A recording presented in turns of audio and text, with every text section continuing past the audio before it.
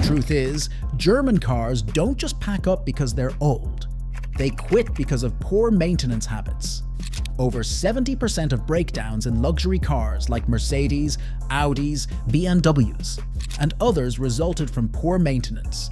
But these cars can easily hit 200,000 miles or more if you know how to treat them properly. In today's episode, we're introducing you to 12 of the best habits to make your German car run at least 200,000 miles, keeping all the parts of your car in top shape. Regardless of the car you use, these tips will save you thousands in repairs. Plus, stay to the end as I'd be sharing a pro mechanic's secret that most people overlook, and trust me, you'd want to hear it. So let's get started.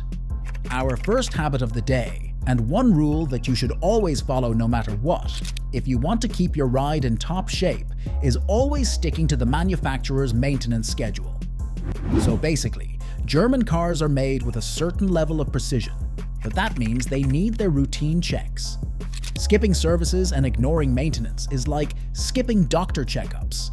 The problems end up creeping in and having a lasting effect. It's a known fact that vehicles that follow a good maintenance schedule end up lasting 30% longer than cars that are ignored. And for German cars especially, this is something that has to happen because they have complex systems. So the best thing to do is check out the owner's manual and follow the schedule they put in there for you.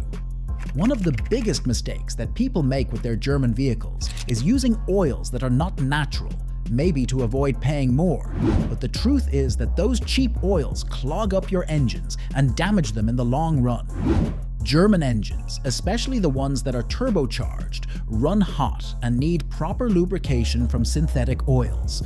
There are different brands that have specific oil grades, so it is important that you use those particular oils and also meet the strict schedules of when they should be changed. Using different oils can lead to buildup and cost you around $5,000 in engine repair.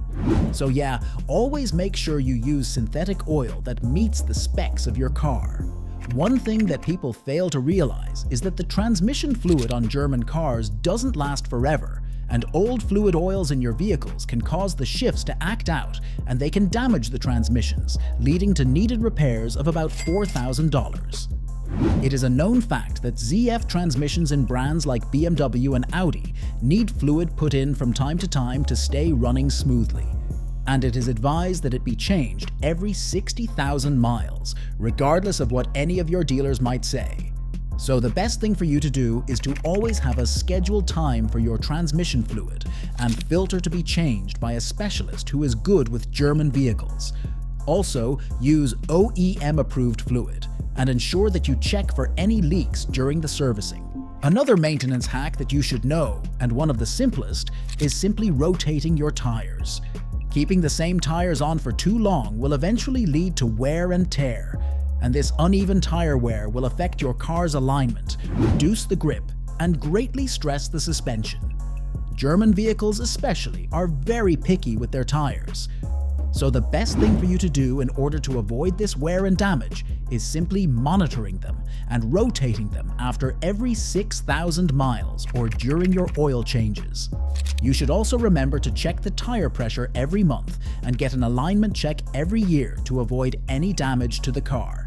Moving forward, it is important that you invest in quality tires that are appropriate for your car.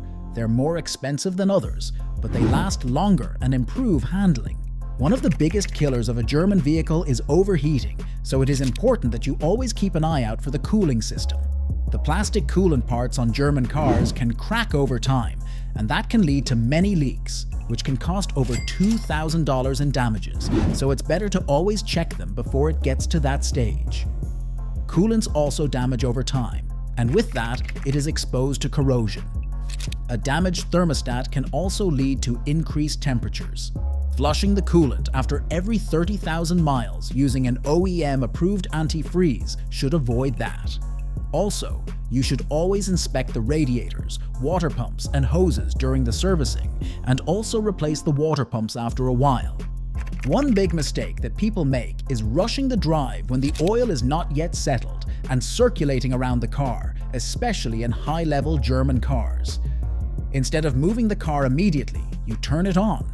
You should wait for about 30 seconds to a minute and then drive gently for around 10 minutes until the temperature gauge reaches its normal temperature. Revving a cold German car can wear out the components way faster than you think, and this can also lead to carbon buildup after a while. Try not to let your engine run too long every time you drive. It's better for its health and helps it last longer. Another maintenance habit you should always have at the back of your mind is replacing the air and fuel filters after some time. And this is simply because of the fact that dirty and clogged filters can drop the fuel economy of your ride by 10%, and that can lead to more damage and more expensive repairs over time. These clogged filters deprive your engine of air and fuel, and this would lead to less power and reduce the efficiency. German cars, especially, need clean filters to operate properly, so it's best that you replace each filter after some time. Air filters should be replaced after every 15,000 miles, and the fuel filters after every 30,000 miles, and also use only OEM filters, as they're the most suitable. Worn out and faulty brakes are a big threat to your safety and the safety of others around you when driving, and apart from that, it also stresses other parts of your cars like the rotors. German cars especially have top-notch brake systems that should be taken care of more intentionally, as they can fail if ignored. Brake pads usually fail between the 30,000 to 50,000 mark, but they fail even faster if you are an aggressive driver. So you should always ensure that you have your brakes inspected after every 10,000 miles, and replace the rotors and pads if you find out they are worn out. Make sure you use high-quality brake pads like Akebono to ensure top quality.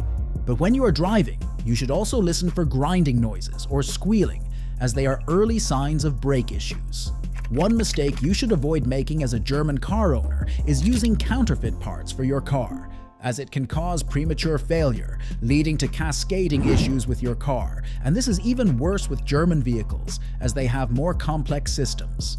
It is important that you stick to genuine parts, or the ones that are OEM equivalent. They might cost you a lot more, but they will save you money on repairs in the long run.